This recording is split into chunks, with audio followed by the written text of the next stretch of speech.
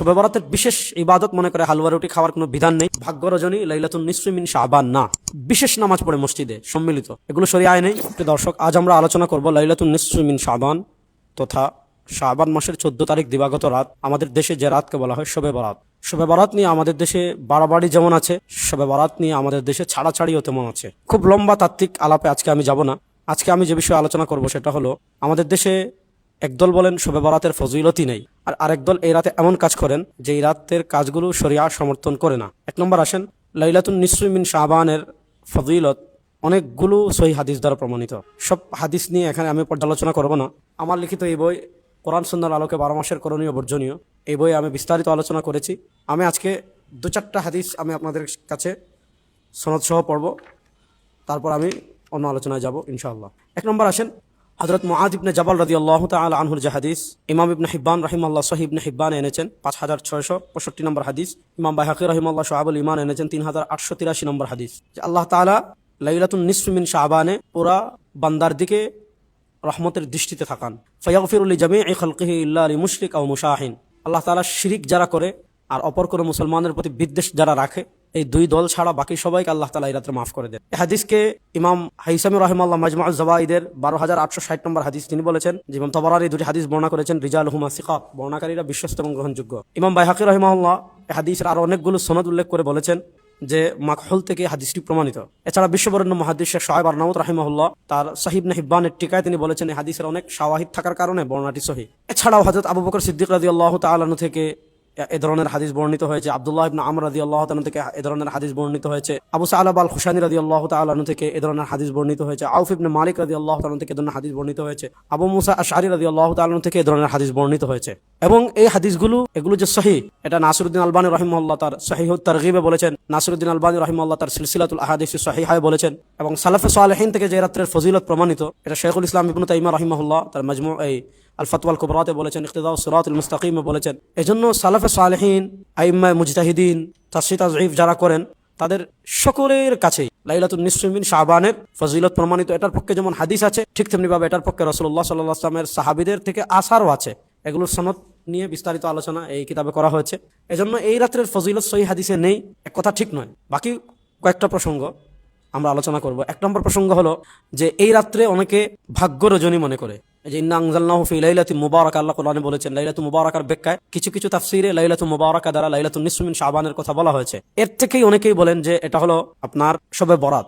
এটা ঠিক নয়। আল্লামা ইবনে কাসির রাহিমাহুল্লাহ তাফসীর ইবনে কাসির এটা শক্তভাবে খণ্ডন করেছেন। এবং মাকালাতুল কাউসারিতে আল্লামা জাহিদ কাউসারি রাহিমাহুল্লাহ, এই যে আমার কাছে রয়েছে মাকালাতুল কাউসারি, মাকালাতুল কাউসারির 50 নম্বর পৃষ্ঠায় আল্লামা কাউসারি রাহিমাহুল্লাহ লাইলাতুন নিসফি মিন শাবান একটা শিরোনাম দিয়েছেন।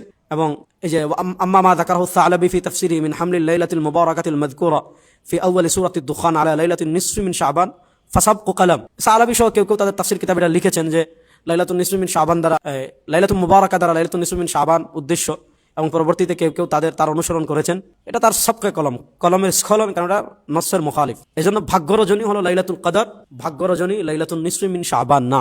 আমরা যে লাইলাতুল বারাআ বলি, আরবিতে বারাআত মানে মুক্তি, এই হিসাবে মুক্তির রাত হিসাবে শবে বরাত বলা যাবে, কিন্তু ভাগ্য রজনী হিসাবে শবে বরাতকে বলা যাবে না। এখন প্রশ্ন হলো, এই শবে বরাতে আমাদের কি করণীয় উচিত? ইমাম বাইহাকী রাহিমাহুল্লাহ শুআবুল ঈমানে আম্মাজান আয়েশা রাদিয়াল্লাহু আনহা থেকে হাদিস এনেছেন এবং বলেছেন ইসনাদুহু মুরসালুন জাইয়্যিদ, যে হাদিস থেকে এটা প্রমাণিত হয় আল্লাহ নবী সাল্লাল্লাহু আলাইহি ওয়াসাল্লাম সেদিন একাকে ইবাদত করেছেন। নবী করিম সাল্লাল্লাহু আলাইহি ওয়াসাল্লাম থেকে ওই রাত্রে একাকে ইবাদত প্রমাণিত, ইজতিমাই কোনো ইবাদত রাসূলুল্লাহ সাল্লাল্লাহু আলাইহি ওয়াসাল্লাম থেকে প্রমাণিত না। আগে এই রাত্রে আমরা কি করব সেটা আমরা পড়ব হলো লাতাইফুল মাআরিফ থেকে, লাতাইফুল মাআরিফ ফিমা লিমাওয়াসিমিল আম মিনাল ওয়াযাইফ, ইমাম ইবনে রজব হাম্বলি রাহিমাহুল্লাহ লেখা এই কিতাব থেকে আমরা পড়ব এই রাত্রে আমাদের কি করণীয় উচিত। এখানে ইমাম ইবনে রজব হাম্বলি রাহিমাহুল্লাহ লাতাইফুল মাআরিফের 192 পৃষ্ঠায় একটা শিরোনাম দিয়েছেন, মা ইয়াজিবু আলাল মুসলিমিনা ফি লাইলাতিন নিসফ, লাইলাতুন নিসফি মিন শাবানে মুসলমানদের কি করণীয় উচিত। তিনি বলেছেন, ফায়ামবাগি লিল মুমিনি আন ইয়াতাফাররাগা ফি তিলকা লাইলাতি লিযিকরিল্লাহি তাআলা ওয়া দুআইহি বিগুফরানিয যুনুব ওয়া সিতরিল উয়ুব ওয়া তাফরিজিল কুরুব, যে এই রাতে মুসলমানদের উচিত হলো এই রাতকে অবসর করবে লিযিকরিল্লাহ, আল্লাহ তাআলার জিকির করার জন্য, ও দুআহি বিগুফরানিয যুনুব, তার গুনাহ মাফের জন্য আল্লাহর কাছে দোয়া করার জন্য, তার দুষ্ত্রুটি থেকে এবং তার মুসিবত দূর করার জন্য এই রাতে আল্লাহর কাছে দোয়া করার জন্য এই রাতে সে কি করবে, ফারিক করবে। রাসূলুল্লাহ সাল্লাল্লাহু আলাইহি ওয়াসাল্লাম থেকে এই রাতে দীর্ঘ একাকী নামাজ প্রমাণিত। এজন্য আপনি এই রাতে একাকী দোয়া করবেন, একাকী নামাজ পড়বেন, একাকী তাসবিহ পড়বেন, একাকী তাহাজ্জুদ পড়বেন। এগুলো হলো এই রাতের করণীয়, যেটা ইমাম ইবনে রজব হাম্বলি রাহিমাহুল্লাহ লাতাইফুল মাআরিফে লিখেছেন।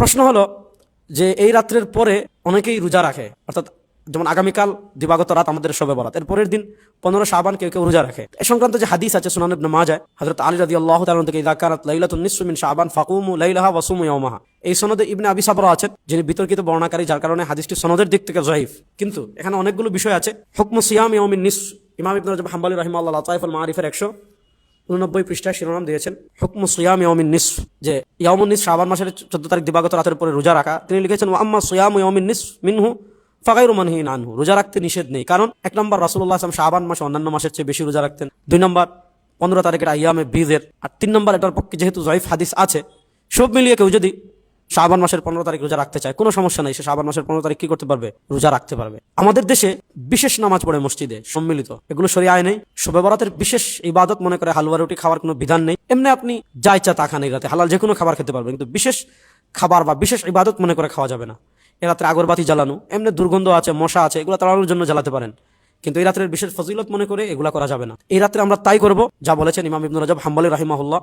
ইমাম ইবনে রাজব হাম্বলী রাহিমাহুল্লাহ যে কথা বলেছেন যে দোয়া করা, জিকির করা, একান্ত চিত্তে নিজের মুসিবত থেকে উদ্ধার পাওয়া ইত্যাদির জন্য এই রাতটাকে আমরা আল্লাহর ইবাদতের জন্য অবসর করব। আমরা এইভাবে এই রাত কাটাবো, শরিয়ার সীমা ক্রস করবো না, অর্থাৎ শরিয়া যে কাজের অনুমোদন দেয়নি সেই কাজগুলো আমরা করব না। আবার এই রাত্রে কোনো ফজিলত নেই বলেই আমরা মানুষকে এই রাত থেকে অনুৎসাহিত করবো না, কারণ এটা সহিহ হাদিসে আছে, সাহাবা ইকরামের আসার আছে, সালাফে সালেহিনের একটা বিশাল জামাত থেকে প্রমাণিত আছে। আল্লাহ তাআলা সব ধরনের বাড়াবাড়ি এবং ছাড়াছাড়ি মুক্ত হয়ে লাইলাতুন নিসফি মিন শাবান ইবাদত করার তৌফিক আমাদের সবাইকে দান করেন। আজ পর্যন্ত আসসালামু আলাইকুম ওয়া রাহমাতুল্লাহি ওয়া বারাকাতুহু।